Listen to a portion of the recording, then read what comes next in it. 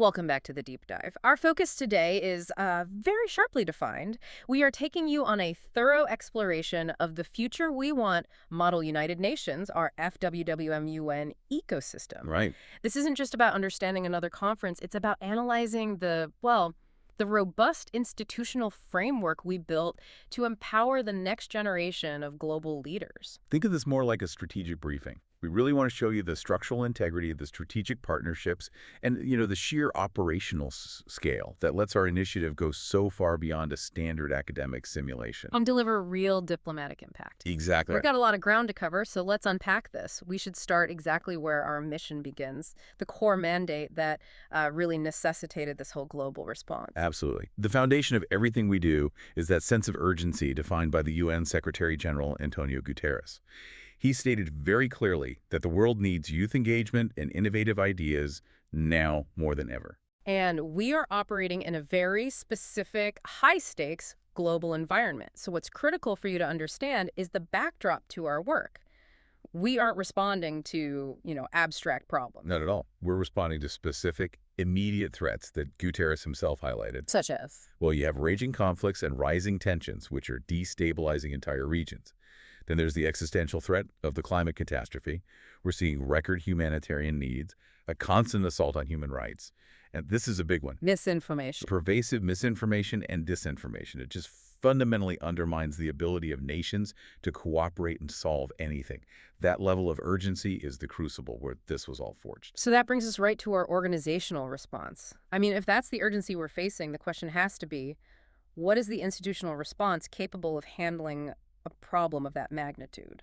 Our answer is FWWMUN. It's the global initiative directly answering that UN call for youth action.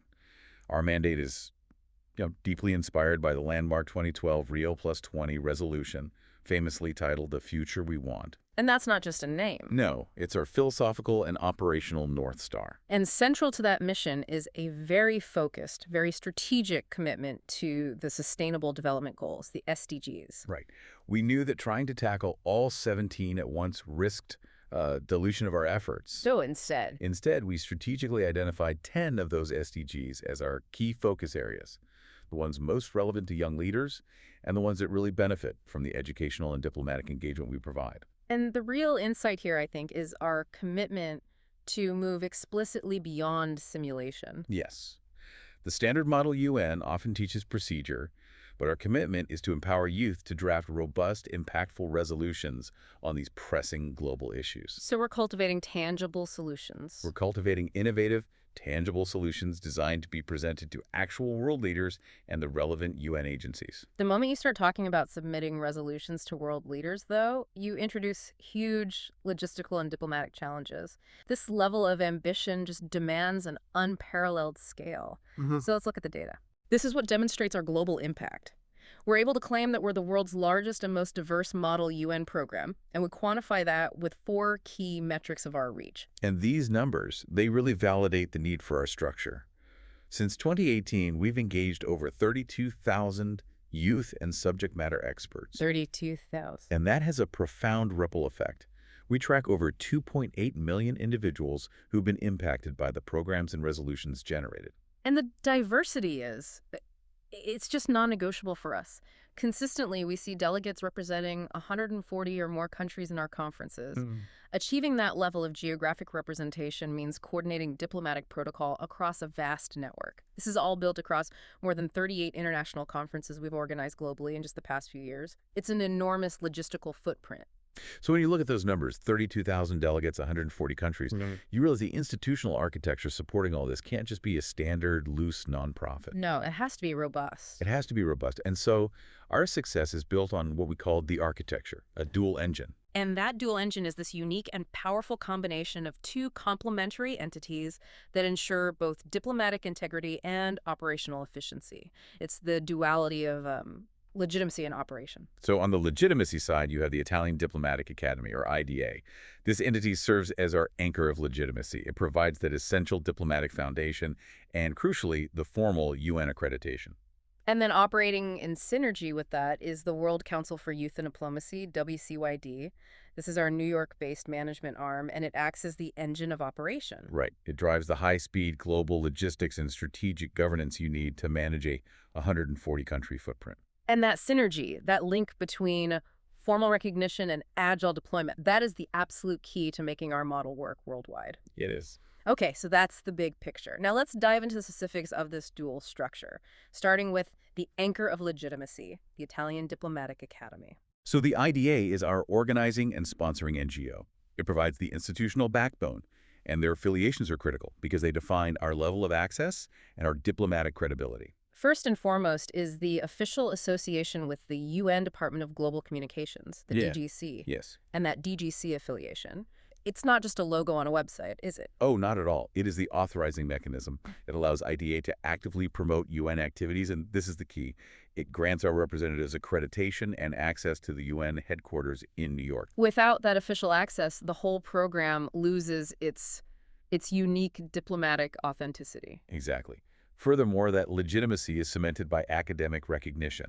IDA is a member of the United Nations Academic Impact, UNAI, and on the governmental side, they're a recipient of a large format medal from the President of the Republic of Italy. Which is a critical detail. That medal isn't just a trophy, it's a specific diplomatic status that, in essence, helps cut through complex governmental red tape. Sure, especially when organizing events in sensitive diplomatic locations. Like UN headquarters or major European capitals. Yeah. That status just facilitates that high-level engagement. Okay, so now for the operational side, which has to match that diplomatic rigor. Let's look at the engine of operation, WCYD. Right, the New York-based management arm. It's responsible for executing our global initiatives and the very complex logistics involved in moving thousands of delegates across continents. And its strength is rooted in its governance. Its operational strength is rooted in its strategic corporate governance. The board of directors includes senior executives from leading global corporations. And this isn't just for fundraising. Right. It injects best-in-class expertise into our operations. We benefit from world-class knowledge in areas like government affairs, international trade, and efficient public policy deployment. And just to give you a sense of that oversight, Mrs. Alison O'Brien, who is the Managing Director of Government Affairs at Oracle, she serves as chair.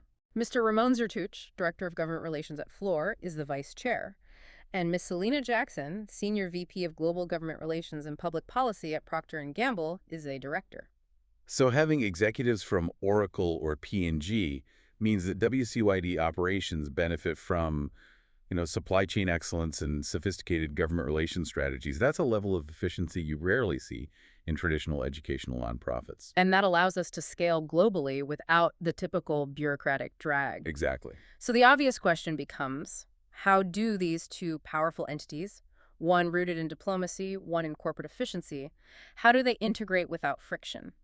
Let's look at the mechanism ensuring that, which we call Unified Strategic Command. The alignment between IDA and WCYD is hardwired. It's by design, through unified leadership.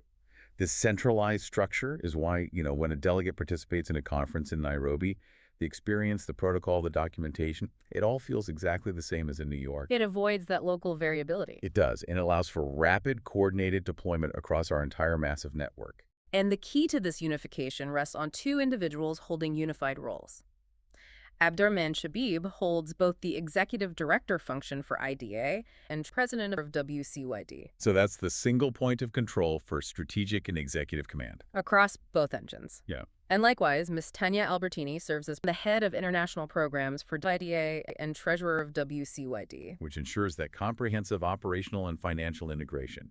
It's a clean, hyper-efficient command structure, and it makes sure the academic mission is always supported by robust, well-funded logistics. This successful structure enables a truly unique delegate experience. Let's look at how the program delivers what we call real diplomacy, Okay. ensuring it's far more than just a classroom simulation. We provide unparalleled access to the actual mechanics of international relations. And this goes beyond just reading a procedure manual. It's about connecting youth directly with the people and institutions that manage global affairs every single day. And we achieve this through 4 pillars. First, expert engagement. Every conference kicks off with intensive workshops and briefings directly from active UN officials, career diplomats, and recognized subject matter experts. They're teaching current policy, not history. Then second, you have the mission briefings, which are a core differentiator. We give delegations unique opportunities to meet diplomats at permanent missions or local embassies to get, internal insights into their assigned country's negotiating positions.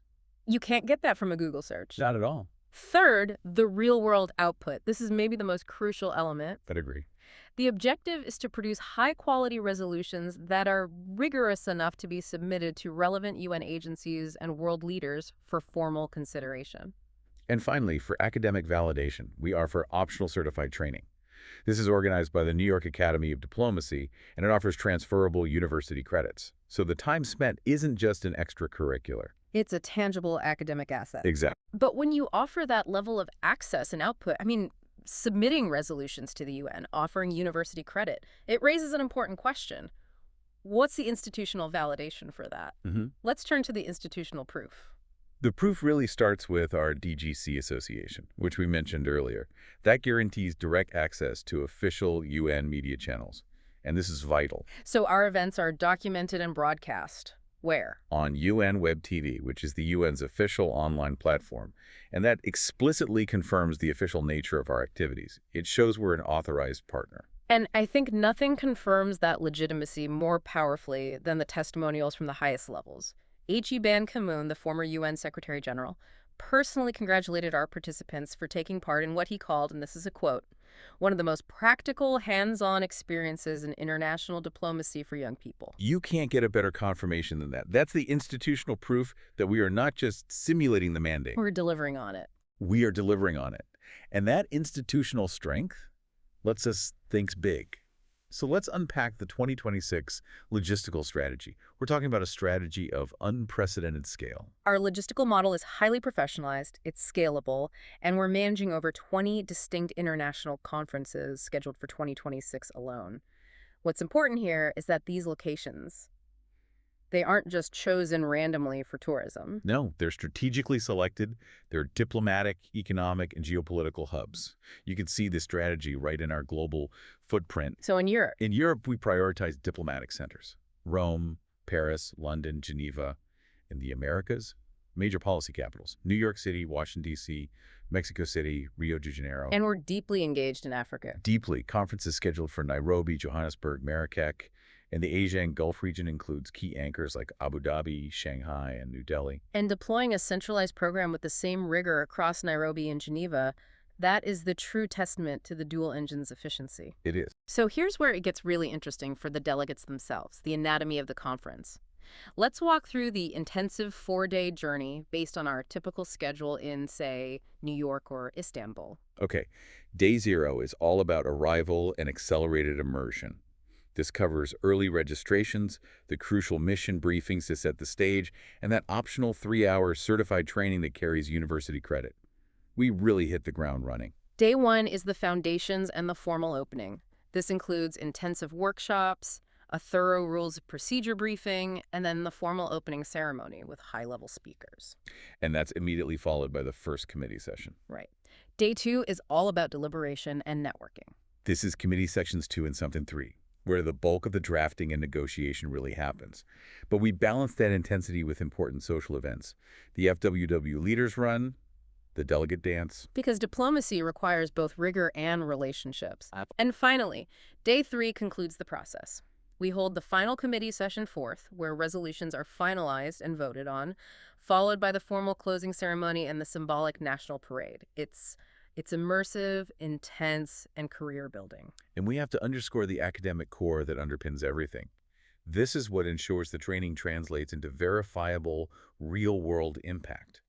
We maintain extremely rigorous preparation standards. Our entire methodology is designed for academic depth, ensuring delegates gain these enduring skills in research, policy analysis, and diplomacy that last long after the conference ends. And this relies on 2 core non-negotiable academic policies. First, delegates must submit original, deeply researched position papers. This forces comprehensive pre-conference prep. And second, and this is the critical differentiator that sets us apart from so many other MUNs, absolutely no pre-written resolutions are accepted. This policy guarantees authentic debate. All resolution drafting, amendment, and negotiation has to happen live. in committee. It forces delegates to react to shifting alliances and real-time policy challenges, exactly like real diplomats. And to support that rigor, we give them comprehensive resources, detailed background guides, guidance on using primary sources like the UN Digital Library. We demand academic excellence because the issues demand it. That brings us to our conclusion. FWWMUN is fundamentally where the UN's mandate meets the next generation of global leaders. We aren't waiting for change. We are actively building the future we want today. And to synthesize the core takeaway for you, our unique legitimacy and impact stem directly from that institutional strength. The I.W.CYD synergy, backed by corporate executive expertise, ensures unmatched operational efficiency. And that, combined with our rigorous academic methodology, especially, no pre-written resolutions, it creates this uniquely legitimate and transformative platform for young diplomacy. And as we close this deep dive, consider this provocative thought. Given this highly organized, centralized strategy and its massive, consistent global deployment, how could the hyper-efficiency of this specific dual-engine governance model, how could it be applied to other global policy initiatives? What system outside of diplomacy, maybe global health logistics or humanitarian aid, could benefit from this level of integration to bypass that typical organizational friction? Something to mull over until our next deep dive.